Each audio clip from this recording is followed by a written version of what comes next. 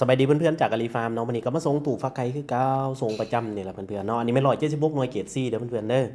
ในตู้ฟักไข่มีเกรด A เกรด B เกรด C เกรด D เจ้าเกรด E ก็สามารถเฮ็ดได้เวลาซื้อเบิ่งน้ำตื่มเด้อเพื่อนๆเด้อเพราะว่าแต่ละเกรดราคาแตกต่างกันการใส่อะไรใส่ตู้ฟักไข่นี่สำคัญที่สุดเจ้าเนาะเฮาเอาอะไรอันนึงใส่ราคาจะเป็นแนวนึงเอาอะไรแบบนึงใส่ราคาก็จะเป็นแบบนึงเจ้าเนาะสำหรับตู้ฟักไข่เกรด C นี้พัดลมมันจะเป็นพัดลมแบบจีนเด้อเจ้าเด้อหัวพลเป็นหัวพลแบบจุ่มเจ้าเนาะพัดลมเป็นพัดลมจีนหน่อยเนาะ ราคาหัวผลจะจุ่มราคาแน่นอนมันก็ถือราคาของอะไรเจ้าเนาะสนั่นอันนั้นราคาของตู่ตัวนี้เกรดซี่ก็จะลดลงหลายเติบอยู่ถ้าเทียบใส่เกรดเอเจ้าเนาะถามว่าต้นทานบอกมันก็ใส่อันนั้นถือว่าโอเคแหละเจ้าเนาะถ้าเทียบใส่เกรดเอพัดลมฮัตตารีเนี่ยถือว่าใส่ได้ใส่จนลืมพอแหละตัวนี้ก็อาจจะ